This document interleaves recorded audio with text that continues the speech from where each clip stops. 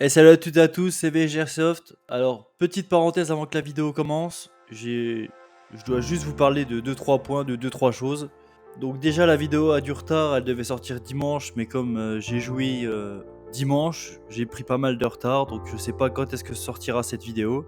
Je me suis seulement rendu compte que j'avais eu des problèmes au moment de l'enregistrement de la review, donc tout ce qui est début de review. Pour ce qui est chronie et test de tir, il n'y aura pas du tout de problème. La vidéo était dans un mauvais format et malheureusement je peux pas recommencer, donc j'ai fait ce que je pouvais avec ce que j'avais du coup au niveau du montage. J'ai fait de mon mieux, la qualité est pas ouf, il y a quelques cuts, donc j'en suis vraiment désolé. Alors j'aurais pu, si je voulais recommencer la review, seul problème c'est que j'ai joué avec ma réplique, donc en l'occurrence qui est la MK18, et je suis tombé, donc dimanche comme une grosse merde je suis tombé, donc la réplique est un peu rayée légèrement et je me voyais pas de recommencer la review avec une réplique avec quelques égratignures, mais bon, pour moi c'était pas de la qualité, donc je voulais pas vous proposer ça, une réplique un peu rayée, donc on fera avec du coup. Et pour ce qui est du deuxième et du dernier point, à la place d'avoir des vidéos tous les dimanches soirs, le rythme va être énormément réduit. Je vais essayer de vous proposer des trucs, mais ça va être un peu compliqué. Étant donné que, comme vous savez, j'ai pas du tout de sponsor. Et j'espère que ça viendra un jour, hein, c'est pas le plus important pour l'instant, mais toutes les répliques à l'heure actuelle que je vous présente et que je vous montre sont les miennes personnelles. Et à un moment, je peux pas mettre autant d'argent tous les mois pour vous proposer quelque chose, donc c'est un peu compliqué du coup. Donc moi je vous laisse avec cette vidéo, j'espère qu'elle vous plaira. N'hésitez pas à vous abonner si vous n'êtes pas abonné, à liker, à partager.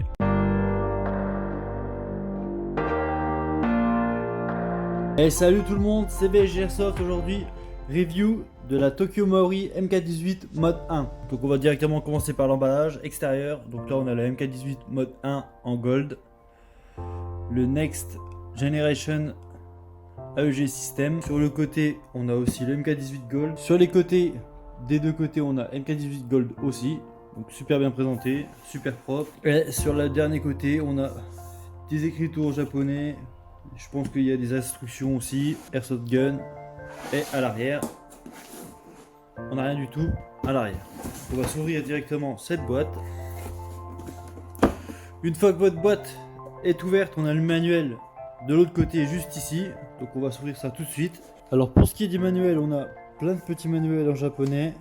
Donc notice d'utilisation, comment se servir des répliques, tout est en japonais. On a comme d'habitude des cibles, plusieurs cibles. Spécialement avec la réplique, on a ceci. Ça va se mettre à l'arrière de votre crosse et des petits autocollants si vous avez l'autre système que je vous montrerai juste après. Donc à l'intérieur de ce manuel, on a pas mal de petites choses. On a ceci pour les batteries soft mode. Donc voilà à quoi ressemblaient les batteries, ce que je vous disais. C'est ces batteries là qui sont d'origine dans la réplique. Donc ça c'est le petit manuel pour les batteries soft mode. Donc les batteries propriétaires. Donc c'est super bien expliqué, pas besoin de savoir lire le japonais, il y a beaucoup de dessins qui expliquent très bien. Comme nous on n'a pas ce type de batterie, c'est pas utile pour le coup. Donc dans le bouquin on a pas mal de choses expliquées, les instructions, comment est composée la réplique, le safe semi-auto, comment recharger les chargeurs. Voilà, comment mettre la batterie à l'arrière, tous des petits trucs comme ça. C'est vraiment bien présenté pour le coup. Tout est en japonais, il n'y a pas besoin de savoir parler japonais pour comprendre. Les dessins sont très bien expliqués. Il y a vraiment de tout. Et on a aussi un éclaté de la réplique. Voilà. Toutes les pièces sont numérotées ici et sont référencées juste en dessous. Donc après, qu'est-ce qu'il y a dans la boîte? On a déjà le chargeur. Donc chargeur métal mid cap, 30 coups, 82 coups, on peut les régler. Donc voilà un peu à quoi ça ressemble. Donc c'est des chargeurs pareils propriétaires, spécifiques à la réplique. On a ce petit carton d'accessoires qui sert à recharger la batterie soft mode, mais comme je vous l'ai dit déjà, moi j'en ai pas besoin. Alors j'ai fait des recherches du coup. Ce petit morceau en plastique sert à régler la mire à l'avant. On verra ça juste après. Ceci en accessoire. On a comme toutes les répliques un échantillon de billes, c'est de la 0,20, un cache-flamme et on termine avec le chargeur pour les batteries soft mode. Chargeur mini Tamiya. Donc après on a la réplique qui est très bien emballée, pareil, le package rien à dire. Impossible que la réplique bouge pendant le transport. Là elle est scratchée de ce côté-ci Et de ce côté-là, et si j'essaie de la bouger, rien à redire, le packaging est super propre. La réplique risque rien, donc on va enlever les scratchs, on va regarder la réplique directement. Pour débuter sur cette réplique, la longueur est de 715, donc de la crosse jusqu'au bout du cache-flamme, et elle est de 790 avec la crosse dépliée au maximum, donc 790 mm de long. Pour le poids, elle fait un total de 320 grammes, donc 3,2 kg pour la réplique. Et on va se regarder tout de suite les marquages. On commence directement avec le premier marquage Propriété of US GOVT.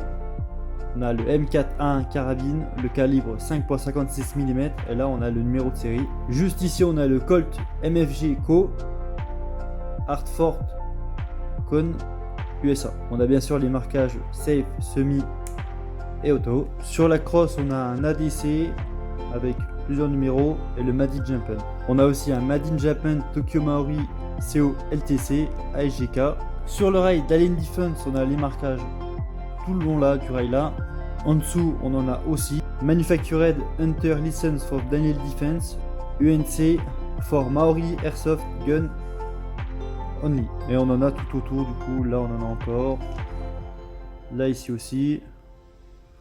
Il y en a tout autour du garde-main Daniel Defense. Sur la poignée on a un Maori avec écrit type EG700 et EG1000 M18 série. Donc MG700 et MG1000 si je me trompe pas c'est le moteur. C'est le nom du modèle du moteur. La réplique est composée full métal sauf la crosse et la poignée qui sont elles en polymère. Toutes les deux. Donc sur cette réplique on a un garde-main sous licence Daniel Defense. C'est juste super beau. Sachant qu'un vrai garde-main Daniel Defense coûte le prix de la réplique. Pour mettre une poignée je vais vous expliquer comment on fait parce que c'est un peu compliqué du coup. On va se faire ça tout de suite. Donc c'est très simple. On a 3 vis juste là, là. On en a une qui est là. Et pareil de l'autre côté. On va se les démonter pour pouvoir mettre le garde-main. On ne peut pas le glisser à l'avant tout simplement parce que cette partie là ne permet pas de passer quelque chose ici. Ça bloque et on peut rien rentrer. Donc on est obligé de démonter le rail Picatinny du dessous. Donc voilà, j'ai enlevé les 6 vis, les 3 là et les 3 de l'autre côté. Maintenant on peut retirer cette petite partie en dessous. Cette partie qui présente aussi des marquages. Cache code 383E2, Daniel Defense INC, Black Creek, JP, MK18 RIS 2P et d'autres marquages aussi. Et là aussi du coup. Au niveau des attache-angles, on peut en attacher une là. Sur le garde-main Daniel Defense, il y en a une d'équipée. Et ainsi ici. 2 trous de ce côté-ci. Et un trou juste là, de ce côté-là. Pour la crosse, elle est réglable en longueur. Premier cran, deuxième cran et troisième cran. Donc elle est réglable en 3 positions. Pour ce qui est des organes de visée, on en a à l'avant et à l'arrière. Pour le réglage de la mire arrière, ça se passera juste ici.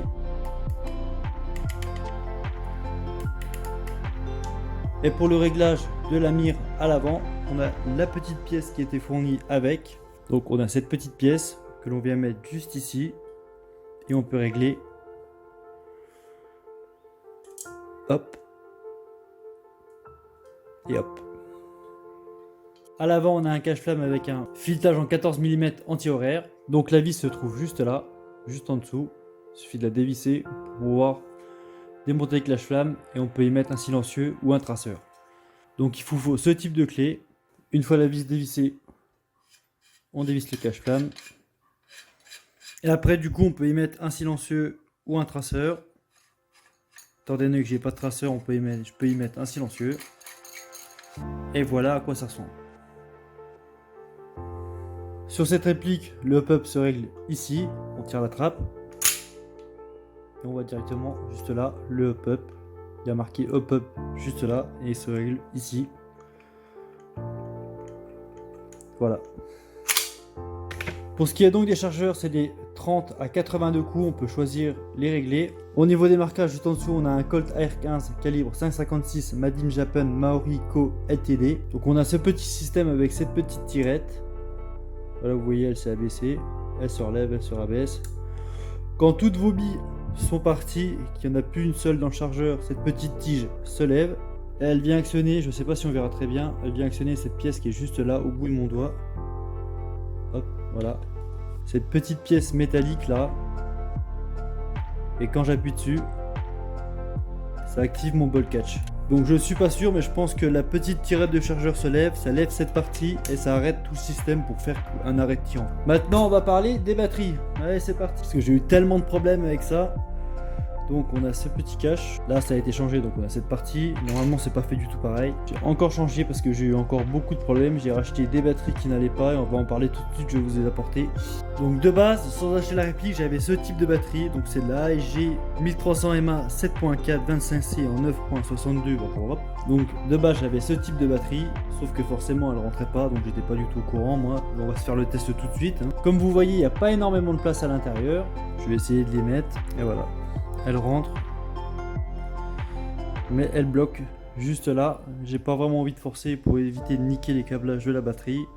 Donc déjà celle-là c'était mort. Donc du coup j'ai discuté avec plusieurs personnes et on m'a conseillé de prendre celle-ci 7.4, c'est de la ATV, de la ATM. Et à ma grande surprise, on va faire le test tout de suite. Ouais, non, ça rentre pas, super, génial. Donc ça c'est des batteries que j'ai achetées en 2 fois sous un conseil et je suis terriblement déçu.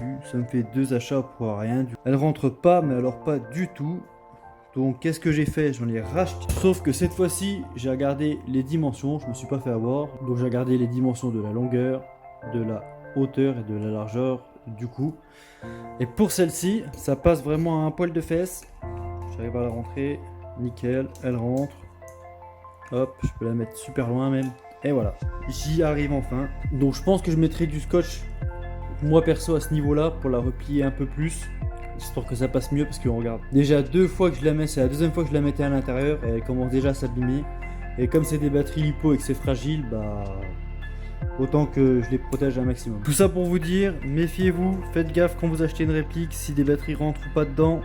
Vérifiez les mesures, vous ne faites pas avoir comme un débutant comme moi. Je vais remettre ceci, et en parlant de cette petite pièce juste ici, tout à l'heure, on avait ceci de fourni, donc je pense que c'est prévu pour que ces petits autocollants, on en a 4, ces petits autocollants derrière, se mettent juste ici, et comme ça, une fois la réplique mise, une fois le cache mis comme ça, hop, on voit un peu moins, on va dire, avec la couleur, le petit collant, on voit pas du tout le noir, ça fait plus propre. Parce que là, avec la pièce d'origine, ça fait pas trop propre, ça fait un petit trou. La couleur en plus de ça est noire, mais bon, au moins c'est pas si dérangeant que ça, hein, c'est pas ce qu'on voit le plus de toute façon. Donc on va se mettre une petite batterie, celle-ci à l'occurrence, et on va se faire un petit test de tir vite fait, voir ce que ça donne. Donc on va se regarder tout de suite la queue de détente. Donc de là à là, j'ai rien, c'est vide. Là j'ai une petite résistance. Le coup part. On va tester la réactivité vite fait. Voilà ce que ça donne. On va regarder ce que ça donne là en coup par coup.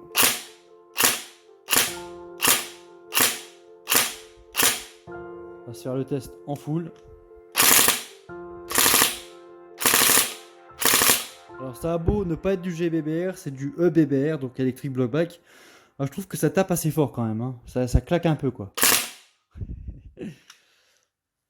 Pour vous montrer que ça bouge vraiment, je vais le faire sur la table. Donc là ça va. On va voir ce que ça va donner en full.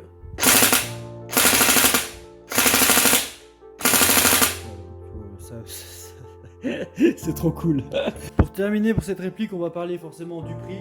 Donc, je donne un exemple chez OP Store parce que je prends 90% de mon matos et de mes répliques là-haut. Mais ça aurait pu être un autre site, c'est à peu près partout pareil sur les mêmes sites. Donc sur OP Store, la réplique est à 669,90 €. Les chargeurs sont à 27,90 €, sachant que moi j'en ai pris 4, ça me fait, si je les prenais chez eux, les 4, ça me faisait 111,60 €. En livraison, moi je prenais la livraison 24 heures en Colissimo, donc c'est 14 € et des poussières, on va dire 14 €. Ce qui nous fait un total de 795,50 € pour la réplique, les 4 chargeurs et la livraison. On va passer maintenant à Impulse 101. Donc la réplique est beaucoup moins chère, elle est à 538,30 € sur Impulse.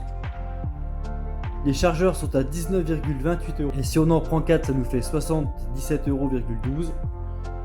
C'est là qu'il y a un problème, c'est en frais de livraison. La livraison pour cette réplique, les chargeurs, est de 148 €. Alors vous avez le choix entre MS qui transporte. Donc c'est la réplique qui arrive chez vous en bateau sous 15 jours si je ne me trompe pas. Ou vous avez le choix de l'autre qui est de 50 € et vous avez votre réplique en 2-3 mois, mais moi je la voulais vraiment rapidement, donc j'ai payé 148 €, sans oublier les 20 € de frais de douane. Donc réplique, chargeur, transport, ça nous fait un total de 764,27 €, donc ce qui nous fait 30 € moins cher. Bon, c'est pas pour ça, c'est pas pour les 30 € de moins que je l'ai acheté sur ce site. Je l'ai pris tout simplement sur ce site parce que tout simplement en France elle est hors stock partout. C'est le seul endroit où j'ai réussi à me la procurer entre parenthèses et à la trouver du coup. Elle aurait été chez OPS Store avec le même prix, les chargeurs, tout ça. Je l'aurais pris directement chez OPS Store, ça aurait été plus vite à livrer chez moi en plus. Mais malheureusement elle est en rupture de stock partout, donc pas le choix que de la prendre là. Et pour 30 € de plus, bon c'est pas si terrible que ça en vrai. Test Tokyo Maori MK18 mode 1 Next Gen. La batterie c'est une 7.4 en lipo et on a de la bille en 0.20.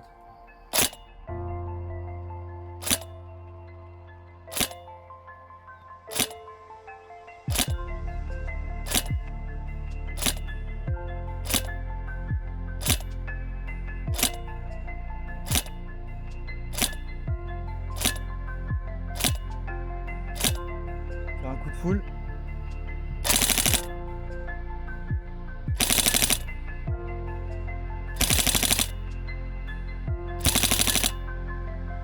C'est parti, test de la Tokyo Maori MK18 mode 1 Next Génération. Donc on est en 0,20 g comme d'hab. La batterie qui est à l'intérieur c'est une 7.4 en lipo. Et c'est parti.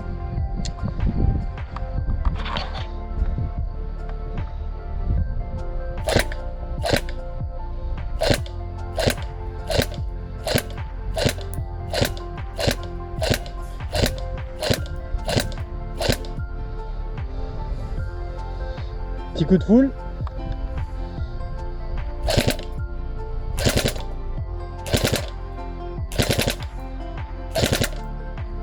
Bon, rien à redire, hein. Le Tokyo Maori. Hein. Test à 20 mètres.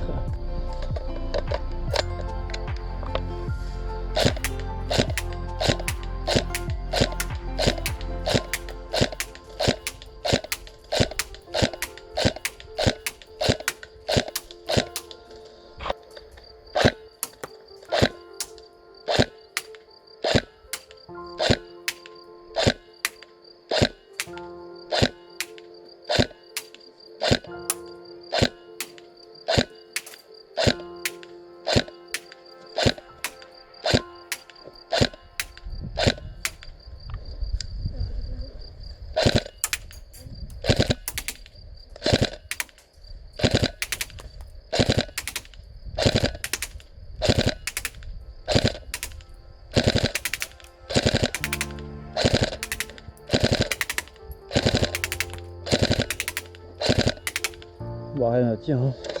Bon, parlons du résumé de la Tokyo Maori MK18 mode 1.